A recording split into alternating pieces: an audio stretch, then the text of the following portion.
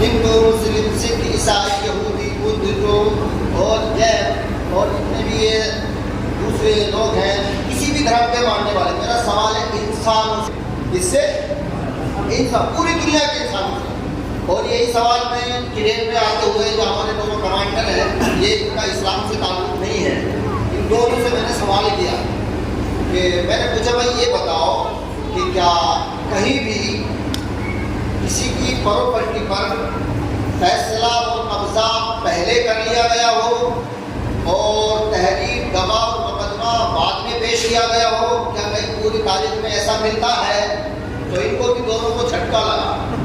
بولے قاری صاحب ہم نے تو ایسا کبھی نہیں سنا، نہ کہیں ہسٹری میں پڑھا کہ قبضہ اور فیصلہ پہلے کر دیا گیا، تحریر گواہ اور مقدمہ بعد میں چلا. تو ایسا دنیا میں کہیں نہیں ہوتا. اچھا میں نے پوچھا اگر ہو جائے تو بولے بالکل غلط.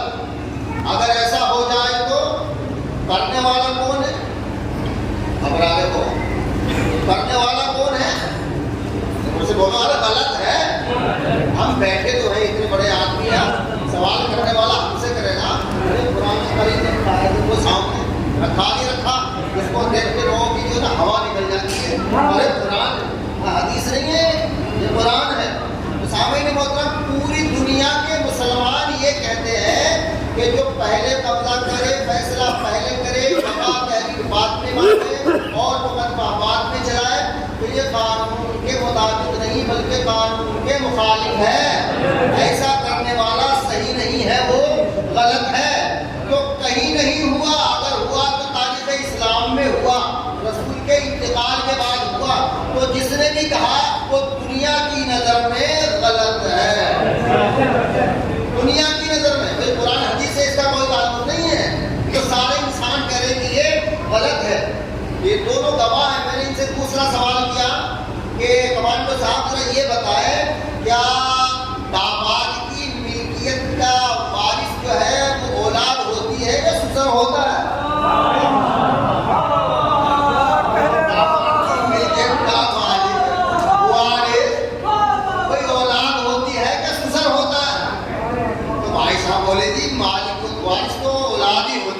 کیسے ہو جائے گا؟ بلکہ آج تک کہیں کسی تاریخ میں ایسا ہوا کوئی کہیں نہیں ہوا. تو انہوں نے کہا کہ آپ کے یہاں ہوا ہے. میں نے کہا جی ہمارے ہوا یہاں ہوا ہے. بولے تو غلط ہوا ہے. اگر آپ کے یہاں ہوا ہے تو بالکل وہ غلط ہوا ہے.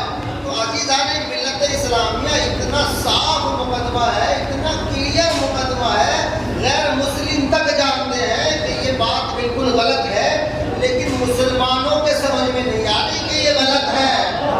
یہ شیطان کی طرح ضدی ہو گئے. جہنم میں جانا منظور ہے، حق قبول کرنا منظور نہیں ہے.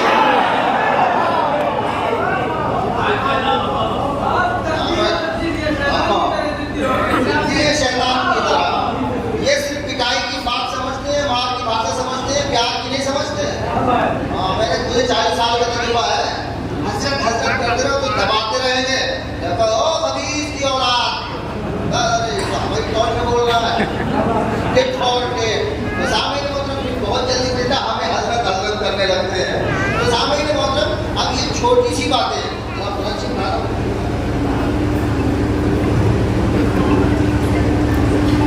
یہ دیکھیں قرآن کریم کیا ہے، اس کو تو سبھی مانتے ہیں. میں اس میں شورٹ میں ایک چیز دکھا دیتا ہوں آپ کو. بھائی ایک تو ممبر، سلومی والوں کا ممبر، اور یہ اللہ کی کتاب، اور مجھے سمجھ لیجیے حر. سلومی والوں کا ممبر، اللہ کی کتاب، خطیب، غلام حر. یہاں پہ کیا بتا دو، میں کربلا گیا نا تو عجیب کیفیت تھی. ہر جگہ بغیر کچھ سوچ سمجھے جب دربار میں جاتے ہیں تو قدرتی آنسو نکلتے تھے. انہوں نے کتنی بڑی بڑی مصیبتیں برداشت کی ہیں، تب تک انہیں حق پہنچایا. لیکن دو جگہ مجھے مسکراہٹ آئی. قدرت کے اندر سے دل خوش ہوا تو میرے چہرے پہ مسکراہٹ آ گئی. میرے ساتھ والوں نے پوچھا کہ بھائی صاحب کیا معاملہ مسکرا رہے ہیں؟ کہاں مجھے مسکراہٹ آئی، میرا دل خوش ہوا. پہلے حضرت حر علیہ السلام کے ملبد پر جب میں جا رہا تھا، جا رہا تھا تو میں زبان سے کہہ رہا تھا یا حضرت حر ہم آپ کے اسٹاف کے آدمی ہیں،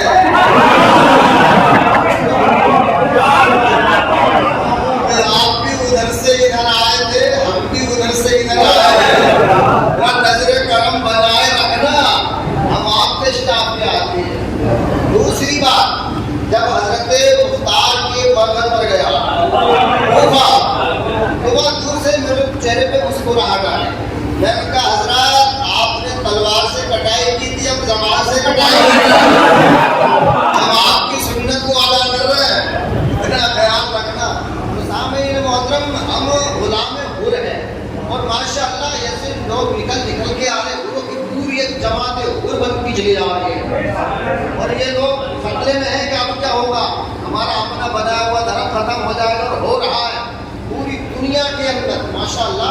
جب میں کربلا شریف گیا تو میں تو معجزہ ہی سمجھتا ہوں، جب میں دوسرے دن کو گیا تو ایک شیخ، کربلا کا شیخ خراب بتی آدمی، وہ مجھ سے ملاقات کرنے کے لیے آیا، قاری احمد حسن، میں اس کو جانتا پہچانتا نہیں، وہ مجھے نہیں جانتے، میں ان کو نہیں جانتا، وہ اردو بہت اچھا بولتے تھے، آپ قاری احمد حسن نے کہا جی ہاں میں قاری احمد انڈیا سے آئے ہیں، تو سے جی آئے، بولے مبارک ہو میں آپ کا میزبان ہوں۔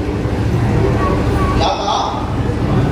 مبارک ہو میں آپ کا میزبان ہوں مولا کی طرف سے، آگے رسول شیر۔ تو سامعین محترم، آپ یہ اندازہ لگائیں کہ میرے حالت کیا ہو گئی کہ مجھے کتنی خوشی ہوگی۔ انہوں نے مجھے سینے سے لگایا، میں نے ان کو سینے سے لگایا، ایک دوسرے نے دوسرے کی پیشانی چومی، اور جو ایمان کی بیٹری تھی وہ فل چارج ہو گئی۔ سامعین محترم، ابھی جو میں بول رہا ہوں یہ ان کا فیضان بول رہا ہے، اب یہ سلومی والوں کا منبر ہے، اللہ کی کتاب ہے، بولنے والا غلام حر ہے۔ اگر قرآن میں آیت نہ ہو تو مجرم ترجمہ غلط ہو تو میں مجرم ترجمہ بھی ہمارا نہیں ہے، یہ ہے سعودیہ عربیہ کا۔ کہاں کا ہے؟ سعودیہ عربیہ کا، جدھر کو منہ کر کے نماز پڑھتے ہو انکار نہیں کر سکتے۔ اب کوئی یہ کہے وہ تو ماننا پڑے گا نا، بعد فتح کس کا ہے، اب یہ بتا رہے ہیں کہ کس کا ہے، کون بتائے گا؟ قرآن بتائے گا۔ قرآن کا مطلب اللہ بتائے گا کہ کس کا ہے۔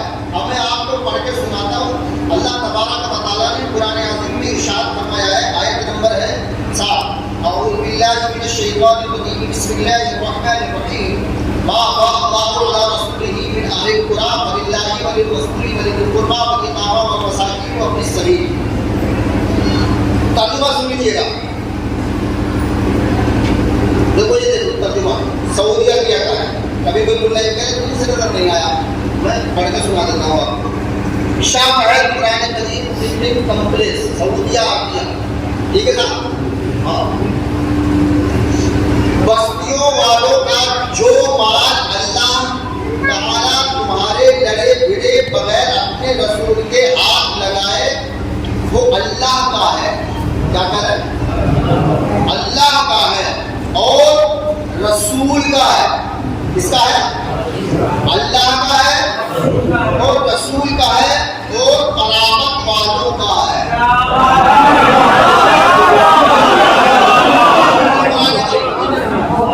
اپنی طرف سے ایک کام سن کر کے دکھاؤ، لوگ منافق پریشان ہو جائیں گے۔ کیا بھیا یہ قرآن ہے؟ کیا کہہ رہے ہیں؟ یہ اللہ کا ہے، فللہ اللہ کی ملکیت ہے، وللرسول رسول کی ملکیت ہے، ولذی القربی اور قربا کی ملکیت ہے۔ اب مجھے ایمانداری سے نہیں بے ایمانی سے بتاؤ، 1400 سال سے بے ایمانی کرتے چلے جاؤ، اب آ کے ہم نے تمہارے حلق میں ڈنڈا کیا ہے تو تھوڑا تھوڑا بولنا شروع کیا ہے۔ اب یہ بتاؤ کہ جب اللہ تبارک و تعالیٰ اس میں کہہ رہا ہے ذی القربی کا ہے تو ذی القربی کون ہے؟ آپ نے مان لیا حضور صلی اللہ علیہ وسلم کے تمام خاندان والے رشتے دار ہیں، ہم نے آپ کی بات بڑی کر دی، تو یہ بتاؤ کہ ان میں سیدہ شامل ہے یا نہیں؟ بھائی ذی القربی میں سیدہ شامل ہے یا نہیں ہے؟ تو وہ کہے گا کہ ہاں سیدہ تو پہلے شامل ہے کیونکہ رسول کی سگی بیٹی ہے۔ تو بھائی وہ اللہ کہہ رہا کہ ذی القربی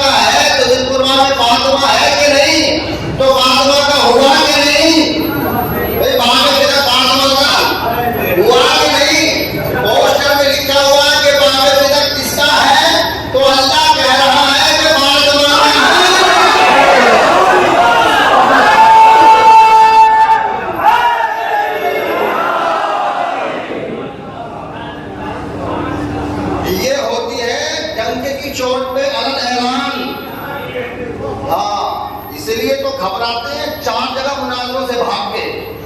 جب میں شروع میں بخاری اور مسلم پڑھتا تھا تو لوگ کہتے تھے، شیعہ کہتے تھے، ارے تم تو بھگوڑوں کے ماننے والے ہو. میں نے کہا یار ایسا مت کہنا، ہم کوئی بھگوڑے تھوڑی ہیں، ہمیں پتہ ہی نہیں تھا کہ اشارہ کس طرف ہے. بولے کتاب المغازی پڑھو، تو ہم نے جو اس میں کتاب المغازی پڑھی تو حضرت عمر حضرت ابوبکر ایسے بھاگ رہے تھے جیسے گھوڑا بھاگتا ہے. اور یہ بخاری میں موجود ہے، ہمیں پتہ ہی نہیں تھا. بولے یار یہ صحیح کیسے ہے؟ تو میں نے کہا بھائی ہم بھگوڑوں کے ماننے والے نہیں ہیں، ہم تو شہر ہیں، ہم تو بھیا کٹنے والے ہیں، ہٹنے والے نہیں ہیں. تو عزیزان ملت اسلامیہ، یہ ڈنڈے کی چوٹ پہ اسی آیت سے، جس آیت سے وہ انکار ثابت کرتے ہیں، اسی آیت سے واقف بدعت کا اقرار ہے.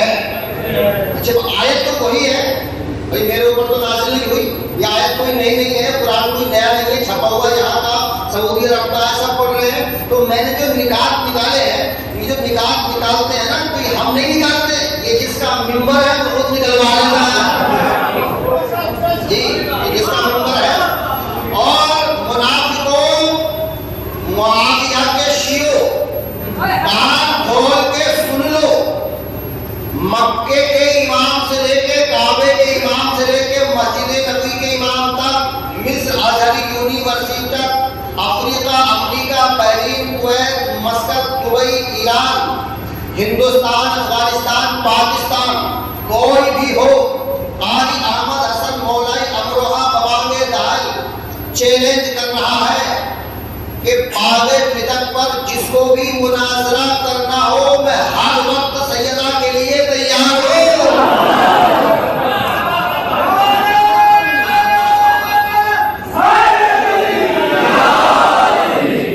ایسا نہیں ہے کہ مجھے سوچنے کی ضرورت پڑے گی.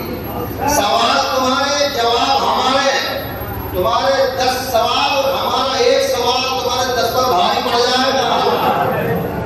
تو عزیزان ملت اسلامیہ، وہ زمانہ ختم ہو گیا پرانا والا.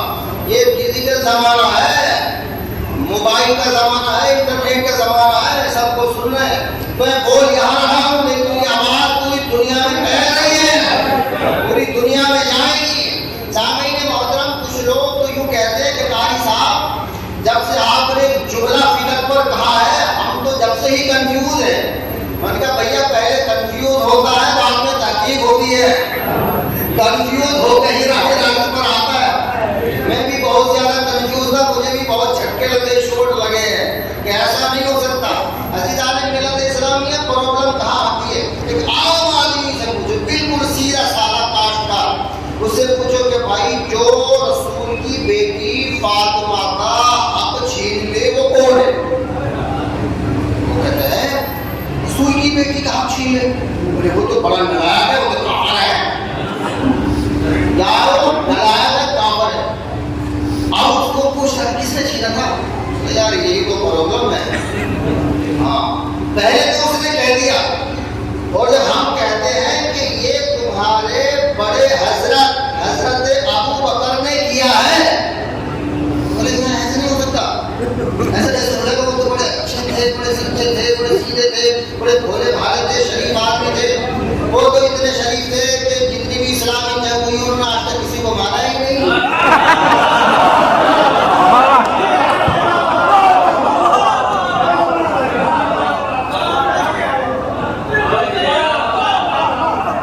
تو جب انہوں نے کسی آدمی کو نہیں مارا تو سیدہ کا حق کیسے مان لیں گے؟ اچھا کمال کی بات یہ بھی ہے، دل بڑا سوچ رہا تھا کہ نہ تو انہوں نے کسی کو مارا اور نہ ان کو کسی نے مارا. آگے تک سیٹنگ ہو جاتی تھی، کیا معاملہ تھا. انہوں نے بھی کسی کو نہیں مارا، مرد کے سامنے چلے گئے کہ تو ماشاء اللہ بخیر آپ سے صحیح سلامت تشریف لے آئے تھے. وہاں نمبر آپ ہی کا تھا اور بہت خوش ماشاء اللہ وہاں سے صحیح سلامت آ گئے. عزیزان ملت اسلامیہ، سیدھے سارے آدمی سے یہ سوال کرو تو کہتا نہیں سیدہ کا حق جو مارے وہ نلائق ہے. لیکن جیسے ہی نام لو فوراً وہ گھوم جاتا، کنفیوز ہوتا، کیونکہ پڑھایا چڑھایا ہی اتنا ہے. اور ایک بات بتا دوں ڈنکے کی چوٹ پہ لگا، صحابہ کی محبت یا